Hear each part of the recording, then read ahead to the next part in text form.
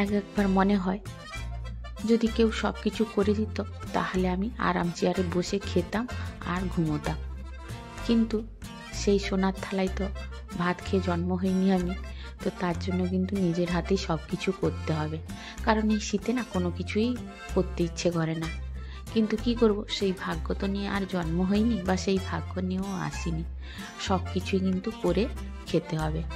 তো হয়েছে, তার জন্য কিন্তু সকাল থেকে উঠে পড়েই কিন্তু কাজে লেগে পড়তে হবে সংসারে। নমস্কার বন্ধুরা, আশা করি সবাই ভালো আছেন, সুস্থ আছেন। আমিও ভালো আছি। আমি সুস্মিতার নতুন আবার একটা ভিডিওতে আপনাদেরকে স্বাগত জানিয়ে আর সঙ্গে নিয়ে আজকের ভিডিওটা শুরু করছি। আর আজকে কিন্তু রান্না দিয়েই ভিডিওটা শুরু করলাম। বেলা অনেকটাই হয়ে গেছে, তো অফ ক্যামেরায় সকাল থেকে উঠে আশিবাসি কাজ শেষ করে, চান করে, পুজো করে, টিফিন খাওয়া দাওয়া শেষ করে একদম ক্যামেরা ধরেছি। কারণ এই শীতে না সকালে উঠে কিন্তু ক্যামেরা ধরতে একদমই ইচ্ছে করে না, বাধ্য হয়ে ধরতে হয় অনেক সময়। তা না হলে আপনাদের সঙ্গে কি শেয়ার করব প্রত্যেক দিন বলুন? তো তাই জন্য কিন্তু ক্যামেরা ধরতে হয়। তো আজকে কিন্তু ভাবলাম সকাল থেকে আর করব না, মানে ইচ্ছে হচ্ছিল না। তো এই একটু বেলাতে শুরু করলাম। আর শুরু করলাম যদিও একদম রান্নার সঙ্গে, মানে দুপুরের তরকারি রান্না দিয়ে। আর আজকে করছি এই যে চিংড়ি মাছ ফুলকপি আলু দিয়ে তরকারি। মানে ওই চিংড়ি মাছটা কালকে আমি বাজার গিয়েছিলাম, একদম টাটকা চিংড়ি পেয়েছিলাম, মানে মেশানো চিংড়ি। আর যেহেতু আমাদের এখানে পাশেই সমুদ্র, তো সন্ধেবেলায় গেলে কিন্তু টাটকা চিংড়িটা বা টাটকা যে কোনো মাছ অনেক সময় পাওয়া যায়, নোনা মাছ পাওয়া যায়। তো চিংড়িটা ভালোই বেশ পেয়েছিলাম, তো নিয়ে চলে এসেছিলাম। আর সেইটা দিয়েই কিন্তু করছি ফুলকপি আলুর ঝোল আর পালং শাকের ঘন্ট। এই দুটো কিন্তু চিংড়ি মাছ দিয়ে করব। আর সেদিকে ঝোল বসিয়ে দিয়েছি, ভাত বসিয়ে দিয়েছি, আর এদিকে কিন্তু সবজি কাটতে চলে এসেছি। কারণ পালং শাক কিন্তু আমি চিংড়ি মাছ আর সব রকমের সবজি দিয়ে করব। তাই ওইগুলো যেগুলো কাটতে হবে সেইগুলো কেটে নিচ্ছি। আর এই যে কাটতে কাটতে আমি উঠে পড়লাম, মানে ভাতের হাঁড়িটা উতলে পড়েছিল, তো সেটাই বন্ধ করতে কিন্তু উঠে পড়েছিলাম। আর আমি এখানে সবজি কুটতে কুটতে কয়েকজন দিদি এবং বোনেদের নাম বলে দিই, যারা আমার আগের ভিডিওতে কমেন্ট করেছিলেন। তো তারা হলেন Pampa Haldar, happy with Mitali, Tumpa lifestyle with blogs, Bulus blogs and recipe, মনির সংসার, ব্লগার রাখি, বাঙালি খাবার, Madhushree Manna, Rumu daily blogs, deep pen talks blog, blogger Banga Epu, Rakhi Das, সুধা ধীবর, বনশ্রী গোড়াই, আয়াত ব্লগস। প্রত্যেককে অসংখ্য অসংখ্য ধন্যবাদ এইভাবে আমার পাশে থাকার জন্য, এইভাবে আমাকে সাপোর্ট করার জন্য। আর এতক্ষণ যেসব বন্ধুরা আমার ভিডিওটা দেখছেন, তাদের যদি কোনো অংশে ভালো লেগে থাকে ভিডিওটির, তাহলে অবশ্যই একটা কমেন্ট করবেন। আর যদি কোনো নতুন বন্ধু এসে থাকেন, তাহলে একটা সাবস্ক্রাইব করে অবশ্যই পাশে থাকবেন। আর যদি ভিডিওটি ভালো লেগে থাকে তাহলে একটা অবশ্যই লাইক দিয়ে যাবেন। আর এই যে দেখুন, আপনাদের সঙ্গে কথা বলতে বলতে কিন্তু আমার পালং শাকটা কাটা হয়ে গেল। যদিও এখন শীতের দিনে পালং শাক খুব একটা খারাপ হয় না, বা এতটা ঘাস থাকে না বা নোংরা থাকে না, তা অল্প একটু বেছে নিলেই কিন্তু হয়ে যায়। আর শীতের দিনে সত্যি মনে হয় যেন পালং শাক কাঁচা খেয়ে ফেলি, মানে এত গ্রিন কালার হয় না, দেখতে খুবই সুন্দর লাগে। আর আমাকে কিন্তু ঠান্ডা ছেড়ে যায়নি, মানে ভয়েস দিচ্ছি। বিশেষ করে এই শীতের সময় এই রাত্রি যত বাড়বে তত কিন্তু আমার নাক বন্ধ হয়ে যাবে। তো সেই জন্য কিন্তু আমি মাঝে মাঝে নাকটাকে টেনে নিচ্ছি। সেটা হয়তো আপনাদের কাছে আওয়াজটা যাচ্ছে, তো বন্ধুরা আপনারা কিন্তু এই ভয়েসটাকে ইগনোর করে দিবেন। কারণ কি করব, কথা বলতে বলতে আমার মানে নাক বন্ধ হয়ে যাচ্ছে। তো এই যে দেখুন, ঝোলটা কিন্তু আমি গড়িয়ে নিয়েছি। আর এই ঝোলটা কিন্তু আমি অনেকটাই করেছি, কারণ যেহেতু খেতে আমাদের বাড়িতে 6-7 জন, তো এই জন্য একটা বড় বেলাতে হাফ বেলার উপরে কিন্তু হয়ে গেছে। আর এই সত্যি কথা বলতে কি, এই ঝোলটা হলেই কিন্তু আমাদের প্রত্যেকেরই একটু বেশি ভাত খাওয়া হয়ে যাবে, যেহেতু চিংড়ি মাছ পড়েছে। তো যাই হোক, সেদিকে কিন্তু এই যে পালং শাকের ঘন্টর জন্য সবজিটা সেদ্ধ হতে বসিয়ে দিয়েছি। আর এদিকে কিন্তু ওই কাজের ফাঁকে কিন্তু যে কটা বাসন বেরিয়েছি ওইটা কিছু মেজে রেখে দেবো আর কি, এই জন্য মেজে নিচ্ছি। আর সত্যি কথা বলতে কি মানে ওই যে হাতের কাছে সব কিছু কাজ করে নিলেন কিন্তু অনেকটা সময় বেঁচে যায়। কারণ দাঁড়িয়ে থাকবো তরকারি কখন হবে, ভাত কখন হবে, বসে থাকি একটু, সেরকম করতে গেলে কিন্তু অনেকটা সময় নষ্ট হয়ে যায়। এই জন্য আমি কি করি, রান্না করতে করতে যা বাসন বেরিয়ে যায় আমি কিন্তু ধুয়ে নিই। কারণ কাজের বোন তো আসে সন্ধেবেলায়, তো তখন কিন্তু অনেকটাই দেরি হয়ে যায়। তো তখন আমার বাড়িতে কিন্তু অনেকটা বাসনই জমা হয়ে যায়। কারণ এতজন যেখানে খেতে বাসনটা তো অনেকটাই ইউজ করা হয়, তো তার জন্য কিন্তু বাসন অনেক বেরায়। তো সেই জন্য মানে সব যদি বাসন জমিয়ে রাখি তাহলে আমার কিন্তু সিঙ্কটা পুরো ভর্তি হয়ে যাবে।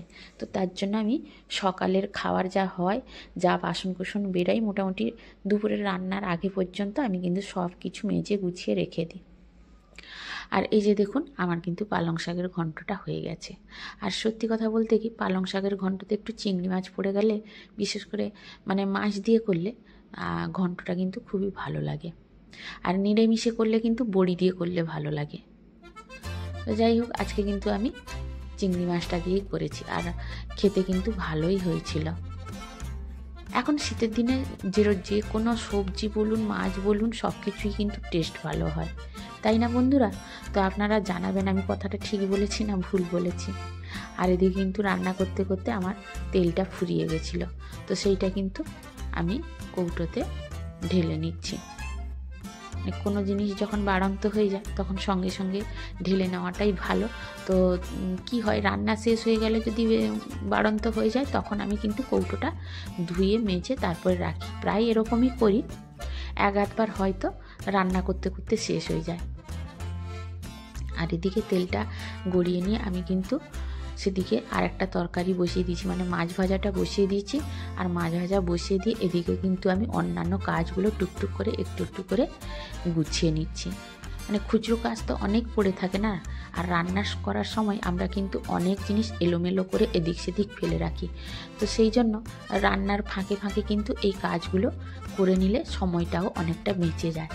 তো এই যে আমি কিন্তু সেদিকে লাস্ট রান্নাটা বসিয়ে দিয়ে এদিকে কিন্তু সব কিছু আমি পরিষ্কার করে নিচ্ছি।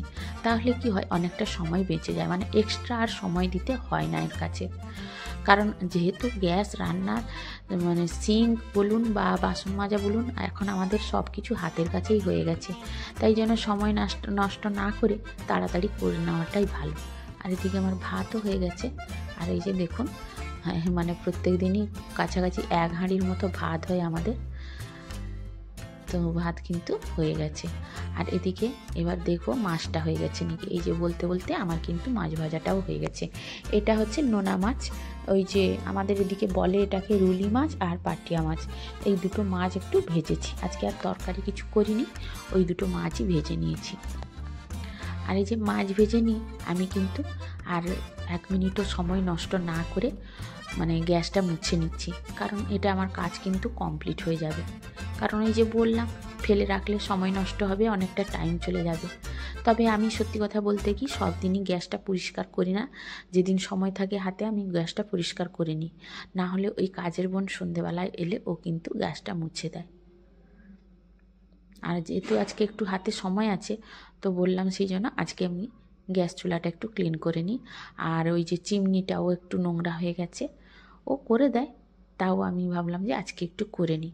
তো গ্যাস চিমনিটাও পরিষ্কার করে নিব আর চুলাটাও পরিষ্কার করে নিব।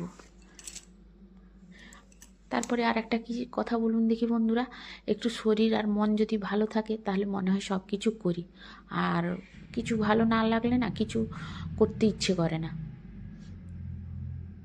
তো যাই হোক, এখন দেখলাম একটু সময় আছে হাতে, তো তার জন্য একটু পরিষ্কার করে নিই। এই চিমনিটা 1 সপ্তাহ অন্তর যদি পরিষ্কার না করা হয় তাহলে কিন্তু তেল ছিটে হয়ে যায়। আসলে কি বলুন দেখি, পাকা ঘর যখন হয় না তখন মনে হয় যেন একটা পাকা ঘর করি, তারপরে জিনিস একটা একটা করে করি। তারপরে যখন খরা হয়ে যায় না তখন তার পেছনে যে আমাদের খাটুনিটা বা যে পরিশ্রমটা করতে হয় না, তখন মনে হয় মাটির ঘর অনেক ভালো, তাই না বন্ধুরা? তো আমার অবস্থা এখন সেই মনে হয়, মানে সংসারে কাজ করতে করতে বেহাল অবস্থা হয়ে যাচ্ছে। তো কি করব, সংসারে করতেই হবে, না করে যাবোটা কোথায়? আর এই যে দেখুন আপনাদের সঙ্গে গল্প করতে করতে এই যে আমার রান্না শেষ হয়ে গেছিলো, তো সেটা আপনাদের সঙ্গে একটু শেয়ার করে দিলাম। আর এইটা হচ্ছে মাছ ভাজা আর ঝোল, এদিকে হচ্ছে পালং শাকের ঘন্ট, এই করেছি আজকে, আর বেশি কিছু করিনি। তো বন্ধুরা তরকারিগুলো কীরকম হয়েছে, যদিও বা আপনারা খাননি কেউ, তো কালারগুলো কীরকম হয়েছে অবশ্যই জানাবেন। আর এই যে কিন্তু খেয়ে দিয়ে একটু বিশ্রাম নিচ্ছিলাম, বিশ্রাম বলতে ওই মোবাইল ধরে বসেছিলাম, আমি মোবাইলে যেগুলো দেখি আমি ভিডিও টিডিওগুলো ওইগুলো দেখছিলাম। আর তার মধ্যে কিন্তু মেয়ে বেরিয়ে পড়েছে টিউশন, ও বেরিয়ে একা চলে গেল, যেহেতু পাশাপাশি টিউশনটা আছে তো আমাকে ছাড়তে যেতে হয়নি, ও একা চলে গেল। তো আমি ভাবলাম যে আর দেরি না করে চাটা বসিয়ে দিই, কারণ এই শীতের দিনে বেলাবেলি একটু চা খেতে ইচ্ছে করে। তো চাটা বসিয়ে দিয়েছি। আর কর্তামশাই ঘরের ভিতরে আছেন, না সরি কর্তামশাই দোকানে আছেন, তো ওকে কিন্তু চাটা দিয়ে আসবো। আর এখানে আমি দেখাচ্ছি একটা জিনিস, এই যে ওকে চাটা দিয়ে দিয়ে আমি কিন্তু বাতাসা গুড় দিয়ে দিলাম, আমি একটু মিষ্টি দিয়ে খাবো। আর ওকে এই যে স্টিলের প্লেট আর স্টিলের কাপে দিলাম, কেন জানেন তো বন্ধুরা, যেহেতু ও দোকানে আছে ও কিন্তু প্রচণ্ড কাপ ভাঙে, মানে চা খেয়ে পায়ের নিচে বসিয়ে দেয় আর একটু পাটা লাগলেই ব্যাস ভেঙেই গেল। তো এই করে এখন আমি কিন্তু ওকে স্টিলের থালা, মানে স্টিলের ছোট প্লেট আর কাপে করে দিলে, তো ওকে চাটা দিয়েছে, আমি কিন্তু চাটা খেয়ে নিলাম। তারপরে রাত্রে খুব একটা রান্না বান্না ছিল না, তাই ভাবলাম আমার গপু সোনার জন্য একটা সোয়েটার তৈরি করে নিই। তো এই যে দেখুন বন্ধুরা, সোয়েটারটা কিন্তু আমি তৈরি করে নিয়েছি। আর সত্যি দেখতে কত সুন্দর আর কিউট লাগছে, তাই না বন্ধুরা?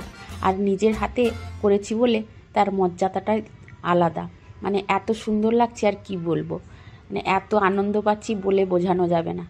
তো আপনারাও নিশ্চয়ই বলবেন কেমন হয়েছে সোয়েটারটা। তো আজকের মতো কিন্তু এখানেই শেষ।